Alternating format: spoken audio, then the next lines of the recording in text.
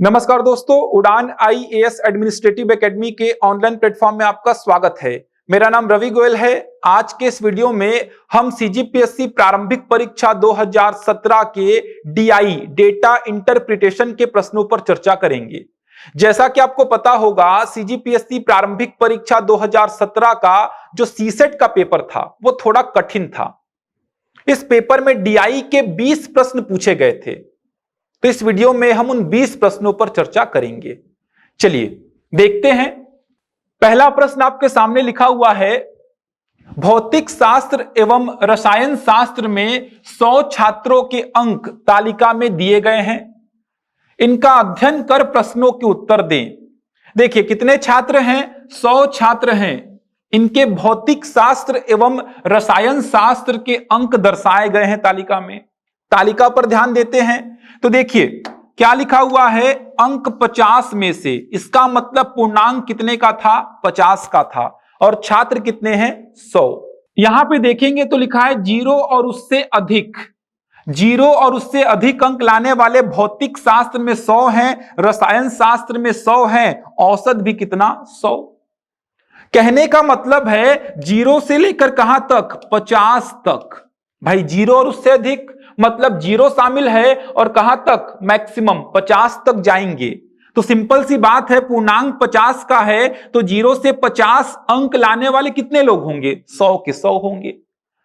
आगे क्या बोला है, 10 और उससे अधिक मतलब 10 भी शामिल होगा, और कहां तक जा सकते हैं, मैक्सिमम 50 तक। ठीक, कितने लोग हैं, भौतिक शास्त्र में 92, रसायन शास्त्र में 81, और औसतन कितने, 87। 20 और उससे अधिक मतलब 20 शामिल होगा, और मैक्सिमम कहां तक जाएगा, 50 तक जाएगा। ठीक, भौतिक शास्त्र में 80, रसायन में 66, औसतन 73। 30 और उससे अधिक मतलब 30 से लेकर कहां तक, 50 तक। 40 और उससे अधिक मतलब 40 से लेकर कहां तक, 50 तक। ठीक, अब यहां पे जो महत्वपूर्ण बात छिपी हुई है उसको समझना है। 0 और उससे अधिक मतलब 0 से लेकर 50 अंक लाने वाले भौतिक शास्त्र में कितने हैं, 100 छात्र हैं। 10 और उससे अधिक कितने हैं, 92 मतलब इसी 100 में ये 92 आपका शामिल है। क्योंकि 0 से लेकर अगर मैं 50 अंक बोलूं मतलब उसमें 10 से लेकर 50 ऑलरेडी क्या है, शामिल है। समझ पा रहे हैं, इस 92 में ये 80 शामिल है। क्योंकि अगर मैं बोलता हूं 10 और उससे अधिक मतलब 10 से लेकर 50 अंक लाने वाले कितने लोग हैं, 92, तो उसी में 20 और उससे अधिक वाला तो शामिल ही होगा। अगर मैं बोलूं 30 और उससे अधिक तो ये 32 80 में शामिल हैं, और ये जो 9 छात्र हैं ये 32 में शामिल हैं। इसी बात को केवल समझना था, क्योंकि 0 से 50 में 10 से 50 वाला तो शामिल ही होगा, और 10 से 50 में 20 से 50 वाला तो शामिल ही होगा। केवल इसी बात को इस सारणी में, इस तालिका में समझना था। अगर आप इतना समझ जाते तो आपका प्रश्न आसानी से सॉल्व हो जाता। लगभग 90% जो विद्यार्थी थे जिन्होंने एग्जाम दिया उन्होंने इस प्रश्न को गलत किया था। ठीक, केवल आपको समझना था। एक बार आप समझ गए हैं इस सारणी को तो प्रश्न बहुत आसानी से बनेंगे। देखिए प्रश्न क्या पूछे गए हैं, औसत 40% से कम अंक प्राप्त करने वाले छात्र। अब एक बात यहां पे आ गई प्रतिशत की, जबकि यहां पे क्या दिया है, अंक दिया है। पूर्णांक 50 तो यहां पे 40 और उससे अधिक, 30 और उससे अधिक, 20 और उससे अधिक, 10 और उससे अधिक, 0 और उससे अधिक। लेकिन यहां पे प्रश्न में प्रतिशत पूछ लिया है, तो पहले आप क्या करिए, प्रतिशत में देख लीजिए। तो 50 अंक में से 40 अंक मतलब कितना प्रतिशत हो गया भाई, 80%। मतलब यहां क्या लिखूंगा, 80% और उससे अधिक। ठीक, 50 में से 30 अंक मतलब क्या लिखूंगा, 60% और उससे अधिक। 50 में 20 अंक मतलब क्या हो गया, 40% और उससे अधिक। 50 में 10 अंक मतलब क्या लिखूंगा, 20% और उससे अधिक। 50 में 0 अंक मतलब क्या, 0% और उससे अधिक। तो आपने क्या किया, प्रतिशत में भी देख लिया। और प्रश्न क्या बोला, औसत 40% से कम अंक प्राप्त करने वाले छात्र। औसत बोलेगा तो औसत वाले रो में जाएंगे, रसायन शास्त्र बोलेगा तो रसायन शास्त्र वाले में, भौतिक शास्त्र बोलेगा तो भौतिक शास्त्र वाले में। प्रश्न बोला है औसत 40% से कम अंक प्राप्त करने वाले छात्र। अब एक बात समझिए, चलिए यहां भौतिक शास्त्र ले लेते हैं। अगर मैं बोलता भौतिक शास्त्र में 40% से कम अंक प्राप्त करने वाले छात्र कितने हैं, तो भौतिक शास्त्र में आ जाइए, 40% में आ जाइए। तो भौतिक शास्त्र में आप देख पा रहे हैं 40% और उससे अधिक, मतलब 40% भी शामिल है और उससे अधिक, कहां तक, 100% तक। तो 40% और उससे अधिक अंक लाने वाले कितने लोग हैं, 80। मतलब 100 में 80 लोग ऐसे हैं जो 40% और उससे अधिक अंक लाते हैं। ये 32 ऑलरेडी 80 में शामिल है भाई, और ये 9 ऑलरेडी 32 में शामिल है। तो अगर मैं बोलता हूं कि 40% और उससे अधिक अंक लाने वाले कितने लोग हैं, तो आप सीधे कितना बोलेंगे, 80। अब मैं बोला 40% से कम अंक लाने वाले कितने हैं, तो 100 में 80 घटा दीजिए, कितना उत्तर हो जाएगा, 20 हो जाएगा। क्योंकि 80 क्या है, 40% और उससे अधिक अंक लाने वाले लोग, तो 40% से कम अंक लाने वाले लोग कितने बचे, 20 ही तो बचे। ऐसा थोड़ी है कि आप इनको जोड़ेंगे। समझ पा रहे हैं, यह कॉन्सेप्ट छिपा हुआ है। तो प्रश्न क्या पूछा, औसत 40% से कम अंक प्राप्त करने वाले छात्र। तो देखिए 40% और उससे अधिक, मतलब 40% भी शामिल है और उससे अधिक शामिल है, कितने लोग हैं, 73। तो 40% से कम प्राप्त करने वाले कितने लोग हो जाएंगे, 100 में से 73 को घटा दीजिए, कितना हो गया आपका, 27। तो 27 छात्र ऐसे हैं जिन्होंने औसत 40% से कम अंक प्राप्त किया है। क्योंकि औसत 40 और उससे अधिक प्राप्त करने वाले 73 लोग हैं, तो औसत 40 से कम कितने लोगों ने प्राप्त किया, 27 लोगों ने प्राप्त किया। एक लाइन में आंसर आएगा इसका, केवल आपको सारणी को समझना था। अगले प्रश्न पर चर्चा करते हैं। भौतिक शास्त्र में 60% अंक उच्च शिक्षा हेतु आवश्यक हैं। कितने छात्र भौतिक शास्त्र में उच्च शिक्षा हेतु योग्य हैं? सिंपल सी बात है, आपको अगर भौतिक शास्त्र में उच्च शिक्षा प्राप्त करनी है तो 60% मिनिमम अंक लाने होंगे। जैसे सीसेट क्वालिफाइड करने के लिए आपको मिनिमम कितने अंक लाने पड़ते हैं, 66 200 में।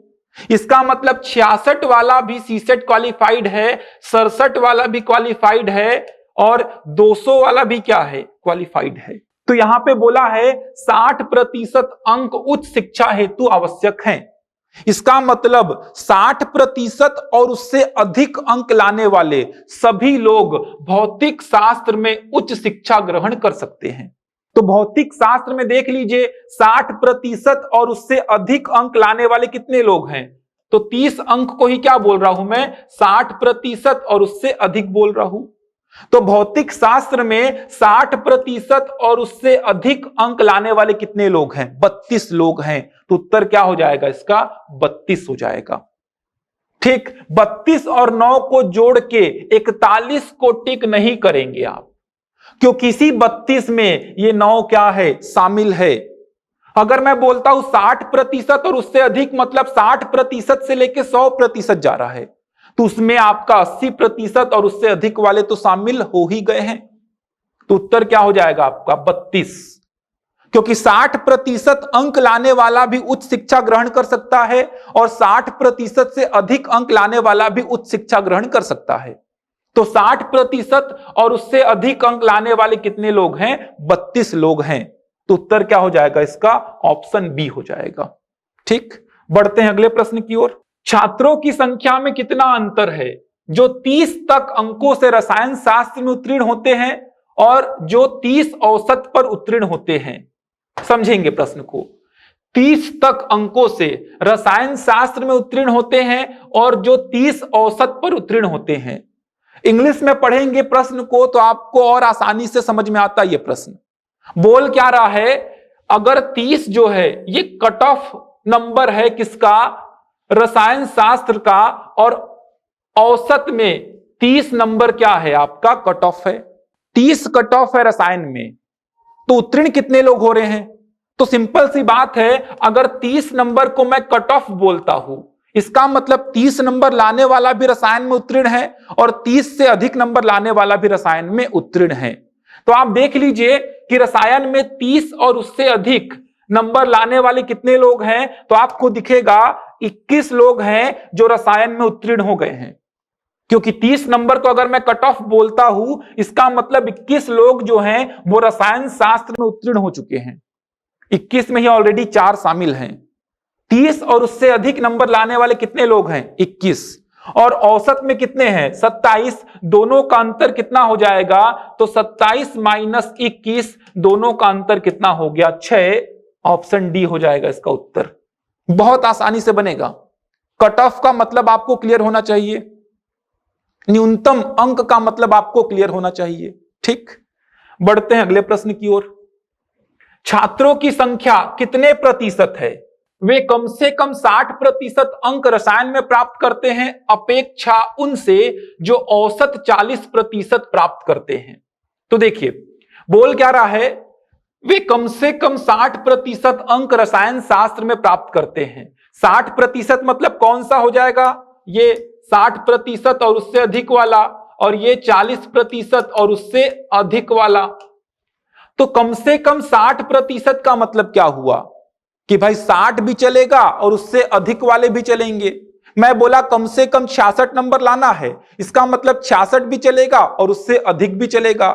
तो कम से कम 60% अंक रसायन शास्त्र में प्राप्त करते हैं ऐसे कितने लोग हैं? 21 लोग हैं। मतलब ये वाला डेटा मेरे को मिल गया कितना? 21। अपेक्षा उनसे जो औसत 40% अंक प्राप्त करते हैं। तो यहां पे कम से कम 40% अंक औसतन कितने लोग हैं? 73 लोग ऐसे हैं जो कम से कम 40% औसत में प्राप्त करते हैं और 21 ऐसे हैं जो कम से कम 60% रसायन शास्त्र में प्राप्त करते हैं।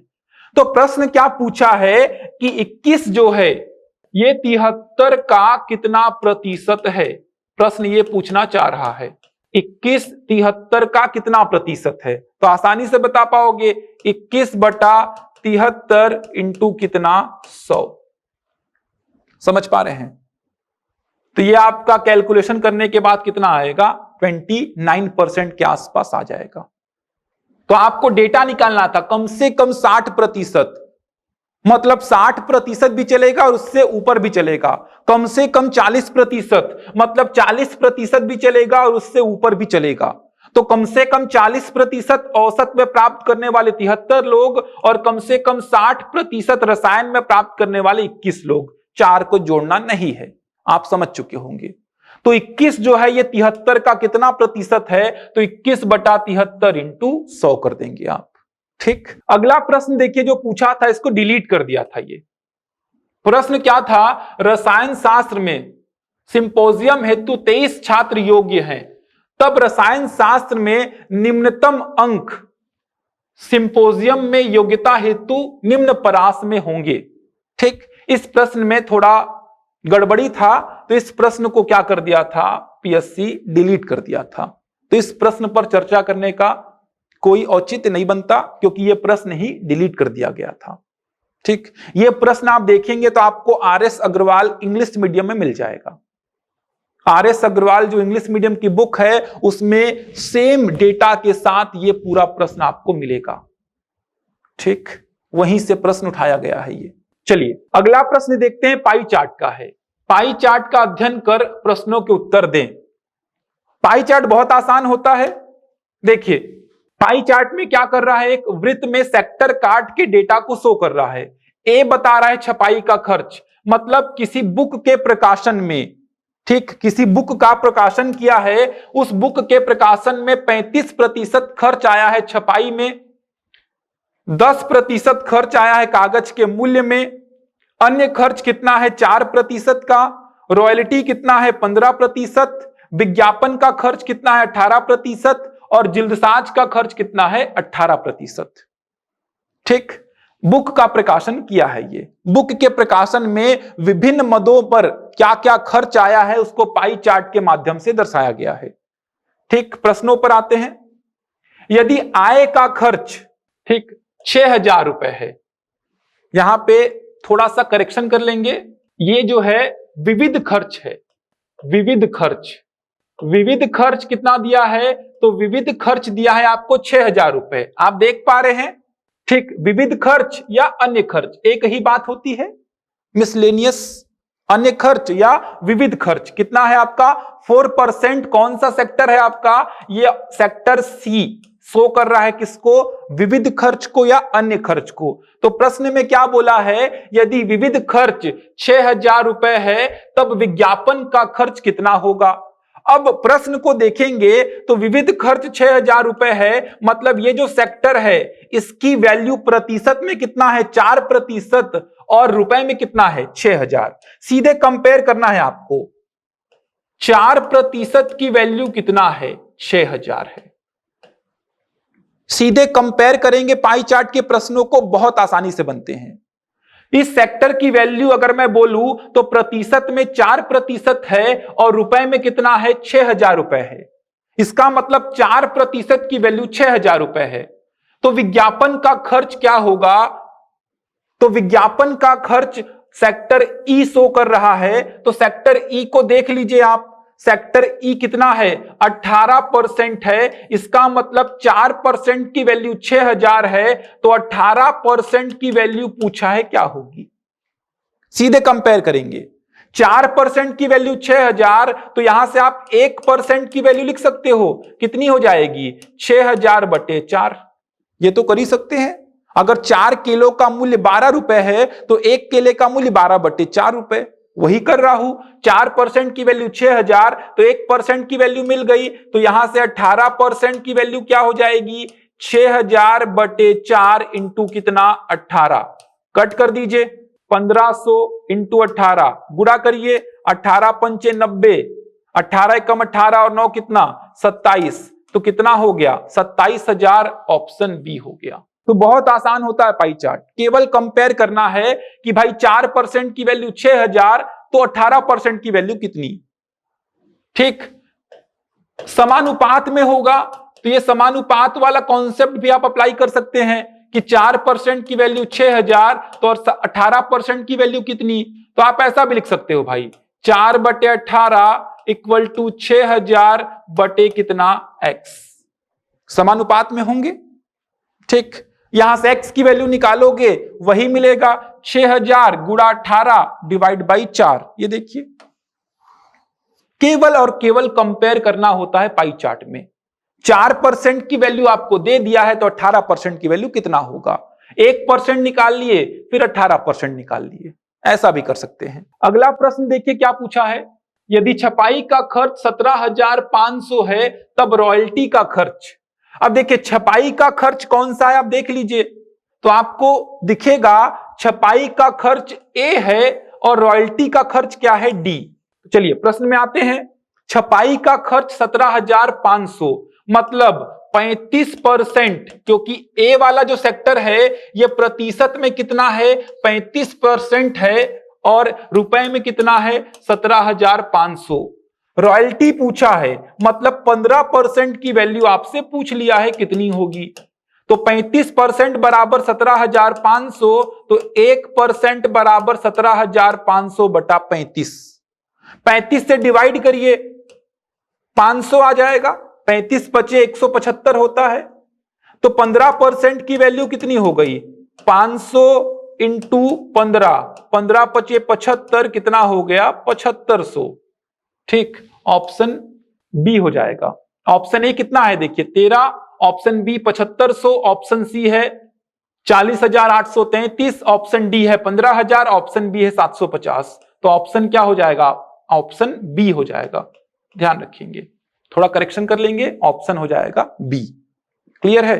7500। चलिए बढ़ते हैं अगले प्रश्न की ओर। केंद्रीय कोण का अंश जिल्दसाज के खर्च पर।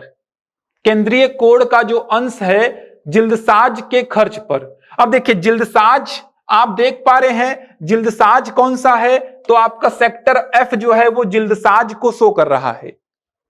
ठीक, सेक्टर एफ जो है ये जिल्दसाज को शो कर रहा है और ये प्रतिशत में कितना है 18%। तो जिल्दसाज का खर्च जो है ये प्रतिशत में 18% है, तो बोल रहा है डिग्री में कितना होगा। केंद्रीय कोण मतलब डिग्री में पूछा है कितना होगा। अब कंपेयर करेंगे, अगर पूरे पाई चार्ट की वैल्यू प्रतिशत में बोलूं तो 100% और डिग्री में बोलूं तो कितना 360। अगर इस पूरे पाई चार्ट की वैल्यू मैं प्रतिशत में बोलता हूं तो 100% होगी और डिग्री में बोलता हूं तो पूरे पाई चार्ट की वैल्यू 360 डिग्री होगी। इसका मतलब 100% किसके बराबर है 360 डिग्री के बराबर है। तो यहां से 1% कितना हो गया 360/100 हो गया। वही कर रहा हूं कंपेयर। तो 18% किसके बराबर हो जाएगा, ये हो जाएगा 360/100 इंटू कितना 18। 0 से 0 कैंसिल, 18 छिका होता है 108, 18 तिया 54 और 10 64, कितना हो गया 64.8 डिग्री। Option B. समझ पा रहे हैं बात को। तो बहुत आसान है पाई चार्ट, केवल आप कंपेयर करिए कि भाई 100% 360 डिग्री के बराबर, तो 1% 360/100, तो 18% 64.8 डिग्री के बराबर। बढ़ते हैं अगले प्रश्न की ओर। केंद्रीय कोण छपाई के खर्च पर अधिक है कागज के मूल्य के कोण से। देखिए यहां पे क्या बोल रहा है, केंद्रीय कोण छपाई के खर्च पर, मतलब यहां पे जो केंद्रीय कोण बनेगा डिग्री में और यहां पे जो केंद्रीय कोण बनेगा डिग्री में, तो ए सेक्टर में बनने वाला केंद्रीय कोण बी सेक्टर में बनने वाले केंद्रीय कोण से कितना डिग्री अधिक है। तो करने के दो तरीके। पहला तरीका तो यह है कि आप क्या करिए, इस सेक्टर का केंद्रीय कोण निकाल लीजिए, उसके बाद आप इस सेक्टर का केंद्रीय कोण निकाल लीजिए और देखिए कितना ज्यादा है सेक्टर ए का केंद्रीय कोण। लेकिन मेरे को इतनी मेहनत नहीं करनी है, मैं देख पा रहा हूं प्रतिशत में कितना ज्यादा है 25% ज्यादा है। सेक्टर ए 35%, सेक्टर बी 10%, तो प्रतिशत में कितना ज्यादा है 25%। अगर प्रतिशत में 25% ज्यादा है तो डिग्री में कितना होता, इसका मतलब 25% की वैल्यु कितने डिग्री।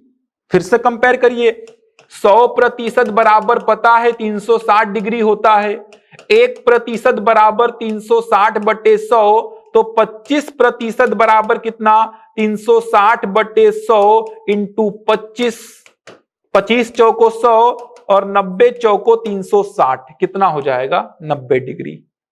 समझ पा रहे हैं, केवल कंपेयर करना है पाई चार्ट को, क्योंकि पूरे पाई चार्ट की वैल्यू प्रतिशत में 100% और डिग्री में होती है 360 डिग्री। ठीक, बढ़ते हैं अगले प्रश्न की ओर। यदि संपूर्ण विक्रय मूल्य किताबों का 97,500 रुपए है, जिसमें 30% उत्पादन का खर्च शामिल है। इंग्लिश में देखेंगे तो यहां पे लाभ लिखा है, प्रॉफिट। ये जो उत्पादन का खर्च है वहां पे लाभ लिखा है इंग्लिश में। अगर देखेंगे प्रश्न को तो तब रॉयल्टी का खर्च कितना है। ये प्रश्न थोड़ा सा अलग था, यहां पे थोड़ा आपको सोचना पड़ता। अब एक बात समझेंगे, अगर मैं किसी बुक का प्रकाशन कर रहा हूं, बुक में जितना भी खर्च आया उसको इस पाई चार्ट के माध्यम से शो कर रहा हूं। मतलब अगर मैं बोलूं बुक की लागत मूल्य, इसका मतलब क्या हो जाएगा, अगर मैं बोलता हूं बुक को बनाने में जितना पैसा लगा मेरा, मतलब वो बुक का क्या है लागत मूल्य, ये किसके बराबर हो जाएगा 100% के बराबर हो जाएगा। मतलब पूरे पाई चार्ट की वैल्यू 100% और ये 100% क्या शो कर रहा है, बुक का लागत मूल्य। इसी लागत मूल्य को क्रय मूल्य बोलता हूं मैं। इसी लागत मूल्य को आप क्या बोलते हो, क्रय मूल्य। अगर इस पेन को मैं खरीद के लाया तो क्रय मूल्य बोल दिया, घर में बनाया तो लागत मूल्य बोल दिया। मतलब ये पेन मेरे को कितने की पड़ रही है, बनाऊंगा तो लागत मूल्य, खरीद के लाऊंगा तो क्रय मूल्य। इस बुक को बनाने में कुल खर्च आया 100% और ये 100% किसके बराबर है, लागत मूल्य या क्रय मूल्य के बराबर है। आपको विक्रय मूल्य दिया है 97,500 और लाभ का प्रतिशत आपको दिया है 30%। तो पहले क्या फाइंड करेंगे आप, क्रय मूल्य फाइंड करेंगे। कैसे फाइंड करेंगे, तो आपको पता है भाई विक्रय मूल्य 97,500 है 97,500 क्रय मूल्य को x मान लेता हूं तो x में लाभ का प्रतिशत, यही तो होगा विक्रय मूल्य। विक्रय मूल्य होता क्या है? क्रय मूल्य या लागत मूल्य इंटू 100 प्लस लाभ का प्रतिशत डिवाइड बाई 100। तो यहां से x की वैल्यू निकाल लो, कितना हो गया? 97,500 गुणा 100 बटा 130। जीरो से जीरो काटो, 13 सते 91, 13 पचे 65, कितना आ गया? 75,000। 75,000 मतलब इस पूरे पाई चार्ट की वैल्यू, मतलब 100% की वैल्यू कितनी मिल गई आपको? 75,000 मिल गई। तो रॉयल्टी का खर्च पूछा है, रॉयल्टी कितना है? 15%। बता दीजिए 1% बराबर 75,000 डिवाइड बाई 100, तो 15% बराबर 75,000 डिवाइड बाई 100 इंटू 15 कितना आ जाएगा? देखिए 15 पचे 75, 15 सत 105 और 7 कितना? 112। तो 11,250 जो कि किसी ऑप्शन में नहीं है। ठीक, एक और ऑप्शन था यहां पे, ऑप्शन ई में इनमें से कोई नहीं था। ठीक, उसमें आपको नहीं जाना है, आपका उत्तर क्या होगा? इनमें से कोई नहीं होगा। ठीक, एक और ऑप्शन था और इनमें से कोई नहीं जो था ये ऑप्शन ई में था।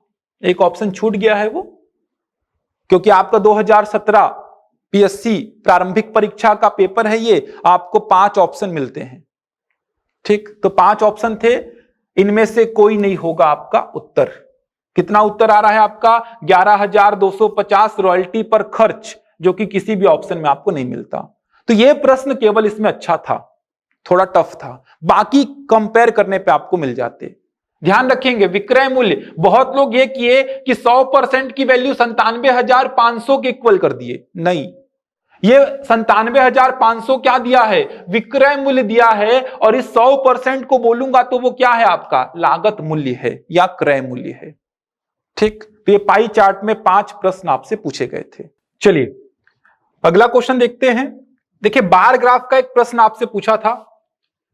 निम्न बार चार्ट का अध्ययन कीजिए जो एक कंपनी की आय और व्यय को दर्शाता है, और प्रश्नों के उत्तर दीजिए। देखेंगे आय को दर्शाने वाला, ये देखिए जो बिल्कुल ब्लैंक है, मतलब अगर मैं इनकी बात करूं तो ये आय को दर्शा रहे हैं, और जो लाइन वाले हैं अगर मैं इनकी बात करूं तो ये व्यय को दर्शा रहे हैं कंपनी के। अब डेटा देखते हैं। अगर मैं वर्ष 2000 की बात करूं तो वर्ष 2000 में कंपनी की जो आय है वो है 30 किसमें? लाख में। मतलब वर्ष 2000 में कंपनी की आय 30 लाख और व्यय है 20 लाख। 2001 में आय 50 लाख और व्यय 30 लाख। 2002 में आय 40 लाख और व्यय 30 लाख। 2003 में आय 60 लाख और व्यय 40 लाख। 2004 में आय 60 लाख और व्यय कितना है? 35 लाख। ये कुछ आंकड़े आपको दिए गए हैं किसी कंपनी के अलग अलग वर्षों में आय और व्यय के। अगर आप केवल डायग्राम पढ़ना सीख गए हैं तो आपको प्रश्न करने में कोई भी दिक्कत नहीं होगी। बाकी कॉन्सेप्ट तो आपके प्रतिशत के लगेंगे, लाभ हानि के लगेंगे, अनुपात के और औसत के लगेंगे। चलिए देखते हैं पहला प्रश्न क्या पूछा है। वर्ष 2001 और 2002 के बीच लाभ का अंतर कितना है? तो 2001 और 2002 के बीच लाभ का अंतर पूछा है। तो 2001 में आप देख पा रहे हो आय है 50, व्यय है 30, मतलब 2001 में अगर मैं लाभ की बात करूं तो लाभ है 20 लाख। 2002 में आय है 40, व्यय है 30, मतलब लाभ की बात करूं तो लाभ है कितना? 10 लाख। तो 2001 में लाभ है 20 लाख और 2002 में लाभ है 10 लाख। इन दोनों का अंतर कितना है? 10 लाख का। लाभ होता है आय माइनस व्यय। आय 50 लाख की है जिसमें 30 लाख खर्च हो गया, तो लाभ कितना? 20 लाख। आय 40 लाख की है जिसमें 30 लाख खर्च हो गया, तो लाभ कितना? 10 लाख। मतलब 2001 का लाभ 20 लाख है और 2002 का लाभ 10 लाख है। इन दोनों का अंतर कितना हो जाएगा? 10 लाख हो जाएगा, जो कि ऑप्शन ए में आपको दिख रहा है। तो ऑप्शन क्या हो जाएगा इसका? ए हो जाएगा। ठीक, बढ़ते हैं अगले प्रश्न की ओर। कितने वर्षों में कंपनी की आय औसत आय से अधिक रही है? तो कितने वर्षों में कंपनी की आय औसत आय से अधिक रही है? तो सबसे पहले तो आपको औसत आय बताना होगा। औसत आय आपको बताना होगा सबसे पहले। तो देखिए, औसत आय का मतलब क्या हुआ? वर्ष 2000 में आय कितना है? 30, 2001 में 50, 2002 में 40, 2003 में आय कितना है? 60, और 2004 में कितना है? 60। डिवाइड बाय कितना हो जाएगा? 5, क्योंकि 5 वर्ष है। जोड़ दीजिए 60 और 60 120, और 40 160, और 50 210, और 30 240। तो 240 डिवाइड बाई 5 कितना हो जाएगा? 48। मतलब औसत आय कितना हो गया? 48 लाख, 48 लाख। अब देख लीजिए कितने वर्ष हैं जहां पे आय औसत से ज्यादा है। तो आय जो है वो औसत से ज्यादा 2001 में, 2003 में और 2004 में। तो 3 ऐसे वर्ष हैं जहां पे आय औसत से ज्यादा है। 3 ऐसे वर्ष हैं जहां पे आय औसत से ज्यादा है। तो सबसे पहले आप औसत आय निकाल लीजिए और देख लीजिए कितने वर्षों में आय औसत से ज्यादा है। बढ़ते हैं अगले प्रश्न की ओर। कंपनी का लाभ किस वर्ष में सर्वाधिक हुआ? बहुत आसानी से बता सकते हो। यहां पे लाभ है 10 लाख, यहां पे लाभ है 20 लाख। भाई 30 माइनस 20 कितना लाभ है? यहां पे 10 लाख। यहां पे कितना लाभ है? 50 माइनस 30 मतलब 20 लाख का। यहां पे लाभ कितना है? 40 माइनस 30 मतलब 10 लाख का। यहां पे कितना है? 60 माइनस 40 मतलब 20 लाख का। और यहां पे कितना है? 60 माइनस 35 मतलब 25 लाख का। तो वर्ष 2004 में कंपनी का लाभ जो है वो सर्वाधिक है। तो उत्तर हो जाएगा 2004। बढ़ते हैं अगले प्रश्न की ओर। वर्ष 2002 में कंपनी की आय किस वर्ष के व्यय के बराबर है? तो देख लीजिए 2002 में कंपनी की आय कितनी है? 40 लाख है। 2002 में कंपनी की आय कितनी है? 40 लाख है। ये किस वर्ष के व्यय के बराबर है? तो आप देख पा रहे हैं 2003 में व्यय कितना है? 40 लाख। मतलब 2002 की आय 2003 के व्यय के बराबर है। इनमें से कोई नहीं हो जाएगा। ठीक, तो ये हो गया आपका प्रश्न क्रमांक 4। चलिए अगला क्वेश्चन जो पूछा गया था, टेबल से पूछा गया, सारणी से। देखिए ए बी सी तथा डी के 5 वर्षों के क्षेत्रवार सर्वेक्षण रिकॉर्ड निम्न तालिका में दिए गए हैं, जिनमें प्रत्येक क्षेत्रवार प्रति 1000 पुरुष तथा 1000 महिलाओं का साक्षरता डाटा प्रस्तुत है। यहां पे जो प्रश्न पूछा गया था बहुत ज्यादा कैलकुलेशन था इसमें। ठीक, जैसे अगर आप समझने की कोशिश करेंगे तो देखिए प्रति क्षेत्र कितने पुरुष? 1000 पुरुष और 1000 महिलाओं में डेटा प्रस्तुत किया गया है। जैसे अगर मैं बात करूं तो क्षेत्र कितने हैं? 4। पहले सारणी को समझने की कोशिश करते हैं। क्षेत्र कितने हैं? 4। A B C D. क्षेत्र ए में पुरुष और महिला, क्षेत्र बी में पुरुष और महिला, क्षेत्र सी में पुरुष और महिला, क्षेत्र डी में पुरुष और महिला। अगर मैं बात करूं क्षेत्र ए के पुरुष का, तो 2012 में 1000 में से 739 लोग क्या हैं? साक्षर हैं। महिलाओं की बात करूं तो 1000 में से 642 महिलाएं क्या हैं? साक्षर हैं। तो क्षेत्र ए का 2012 का डेटा पुरुष का, महिला का। उसी प्रकार क्षेत्र बी का पुरुष और महिला का डेटा, क्षेत्र सी का पुरुष और महिला का डेटा, क्षेत्र डी का पुरुष और महिला का डेटा। 2012, 2013, 2014, 2015 और 2016 का डेटा आपको दिया गया है। ध्यान रखेंगे 1000 में 739, 1000 में 772, 1000 में 803, 1000 में 809, 1000 में 837। समझ पा रहे हैं बात को? तो 1000 में 642 महिलाएं क्षेत्र ए से 2012 में साक्षर हुई हैं, ऐसा पढ़ेंगे। 705 क्या शो कर रहा है? तो क्षेत्र ए से 2013 में 1000 में से 705 महिलाएं साक्षर हुई हैं। अगर मैं इन सभी डेटा को जोड़ देता हूं तो मेरे को मिलेगा चारों क्षेत्र से पुरुष और महिलाएं मिलाकर 2012 में कुल कितने लोग साक्षर हुए हैं, 6400। ये मैं खुद कैलकुलेशन करके लिखा हूं, यहां पे प्रश्न में गिवन नहीं था। अगर मैं इन सभी डेटा को जोड़ता हूं और आता है 6590, ये क्या शो कर रहा है, 2013 में चारों क्षेत्र से मिलाकर कुल पुरुष और महिलाएं जो साक्षर हुई हैं कितने में से, तो देखिए 1000, 2000, 3000, 4000, 5000, 6000, 7000, 8000, मतलब वर्ष 2012 में 8000 लोगों में से 6400 लोग साक्षर हुए हैं इन चारों क्षेत्रों से मिलाकर। ठीक, 8000 में से 6400 2012 में, 8000 में से 6590, 8000 में से 6840, 8000 में से 6990, 8000 में से 7050। अगर मैं इन डेटा को जोड़ता हूं, इनको, ठीक समझ पा रहे हैं, ये जो डेटा है अगर मैं इनको जोड़ता हूं तो क्या मिलेगा, ये मेरे को देगा क्षेत्र ए से पुरुष कितने साक्षर हुए हैं इन 5 वर्षों में, कितने, 3960। कितने पुरुष में से, तो 1000, 2000, 3000, 4000, 5000, 5000 पुरुष में से क्षेत्र ए से इन 5 वर्षों में 3960 पुरुष साक्षर हुए हैं।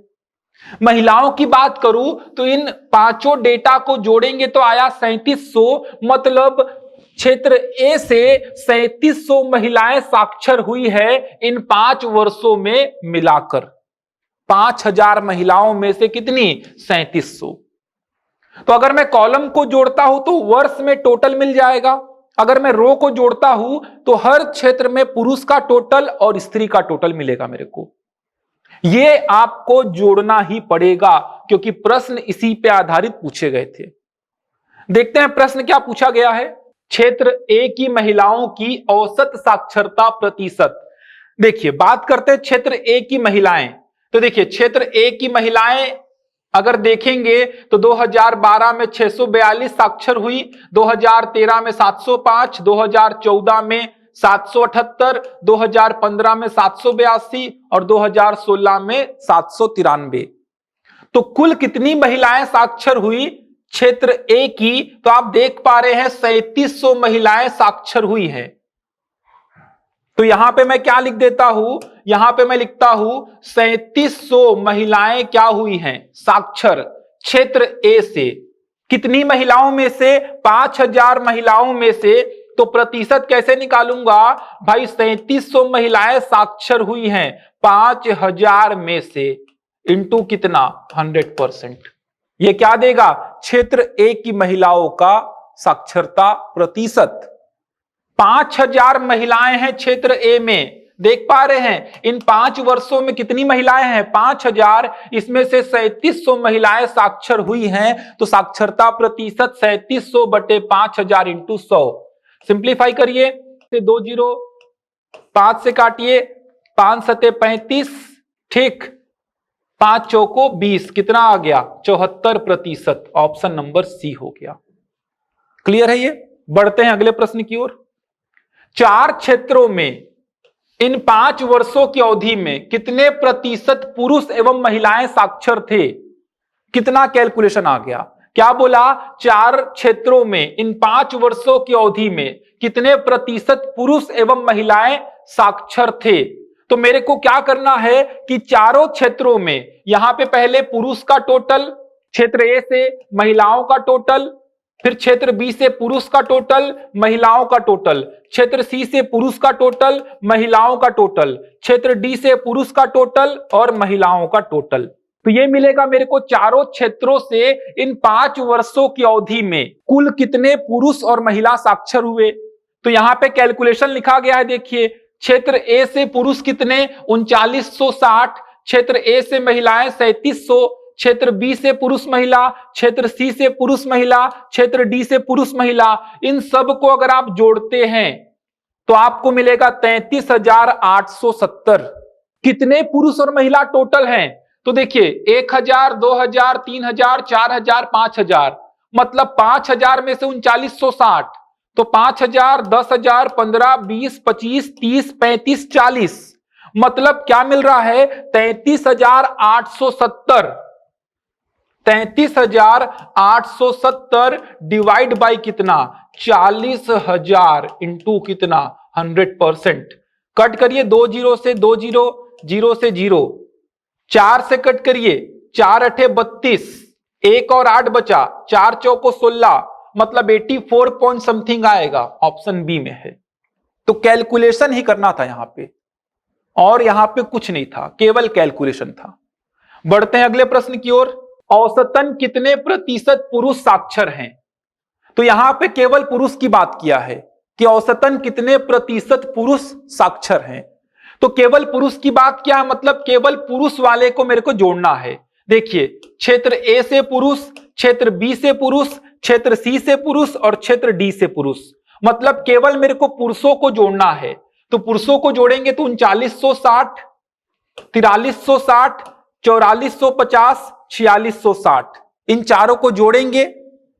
इन चारों को जोड़ने के बाद डिवाइड बाई कितना करेंगे? 20,000। क्यों 20,000? क्योंकि टोटल पुरुष देखेंगे तो इसमें कितने आएंगे आपके पास? 5,000। यहां कितना आएगा? 5,000। यहां कितना? 5,000। और यहां कितना? 5,000। तो टोटल कितने आएंगे? 20,000 पुरुष आएंगे। तो आप करेंगे 3960 plus 4360 plus 4450 plus 4660 divide by कितना? 20,000। इससे पहले वाले क्वेश्चन में आप देख पा रहे हैं 5 वर्षों की अवधि में कितने प्रतिशत पुरुष एवं महिलाएं साक्षर थी। मतलब सारे पुरुष और सारे महिलाओं को जोड़ेंगे डिवाइड बाई 40,000। इस प्रश्न में पुरुषों को जोड़ेंगे और डिवाइड बाई 20,000 इंटू 100। ठीक, अगला प्रश्न क्या पूछा है? किस क्षेत्र में पुरुष और महिलाओं की साक्षरता दर सबसे अधिक बढ़ी है? ठीक, किस क्षेत्र में पुरुष और महिलाओं की साक्षरता दर सबसे अधिक बढ़ी है? तो देखिए, आपको बताना है किस क्षेत्र में पुरुष और महिलाओं की साक्षरता दर बढ़ी है। तो देखिए, वृद्धि को कैसे बताएंगे आप? वृद्धि को बताने के लिए सीधे 2012 और 2016 का डेटा को कंपेयर करेंगे। तो 2012 का डेटा अगर मैं देखूं तो 2012 में कितने पुरुष और महिलाएं साक्षर थे? जोड़ दीजिए, 9 और 2 11, 4 3 7 1 8, 7 और 6 13, 1381। 2016 में कितने हो गए? देखिए, 7 और 3 10, 10 और 3 13, 8 7 15 1 16। इसका मतलब 2012 में कुल साक्षर लोग कितने थे? क्षेत्र ए से 1381 और 2016 में कितने हैं? 1630। ये कौन से क्षेत्र से हैं? क्षेत्र ए से हैं। तो क्षेत्र ए से 2012 में 1381 और 2016 में 1630 लोग साक्षर हैं। वृद्धि देख लीजिए कितनी हुई। वृद्धि देख लीजिए कितनी हुई है। तो 1630 में से 1381 को घटा दीजिए, 10 में 1 गया 9, 12 में 8 गया 4, 5 में 3 गया 2, 249 की वृद्धि हुई है।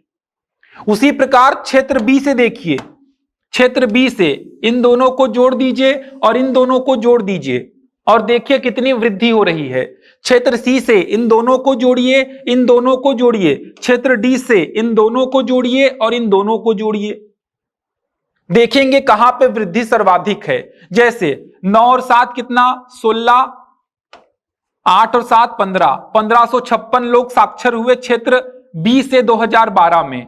यहां देखिए 5 और 1 6, 9 और 5 14, 1764। तो 1556 से 1746 देख लीजिए कितना वृद्धि हुआ। 6 में 6 गया 0, 14 में 5 9, 6 में 5 1, 190 का वृद्धि हुआ।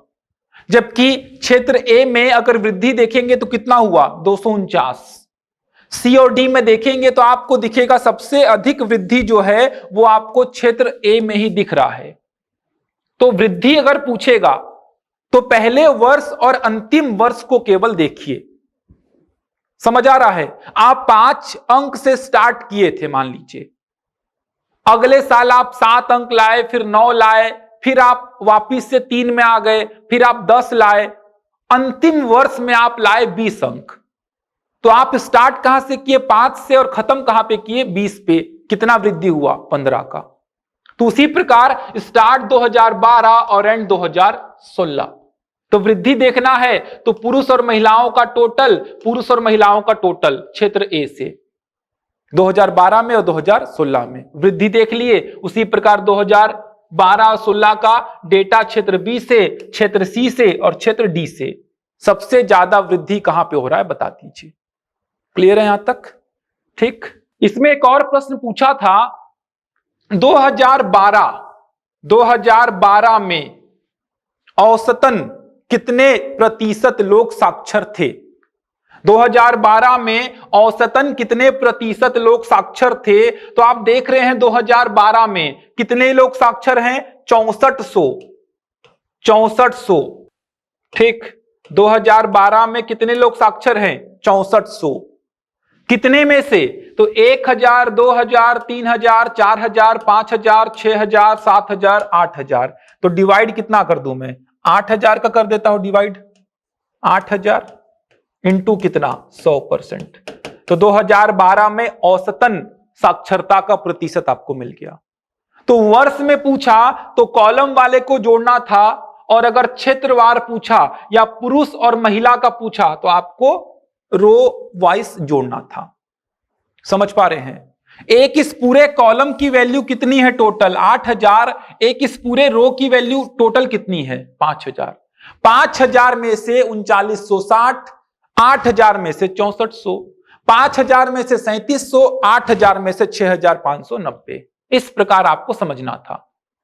ठीक। तो ये 20 प्रश्न आपसे 2017 प्रारंभिक परीक्षा में पूछे गए थे। आशा करता हूं आपको समझ में आए होंगे। डीआई का जो चैप्टर है बहुत इंपॉर्टेंट है। लगभग हर साल यहां से 10 से 15 प्रश्न पूछे ही जाते हैं। तो बहुत अच्छी से रेडी करेंगे आप डीआई के चैप्टर को। इसी प्रकार के प्रश्न पूछे जाते हैं, बहुत टफ भी नहीं आते हैं।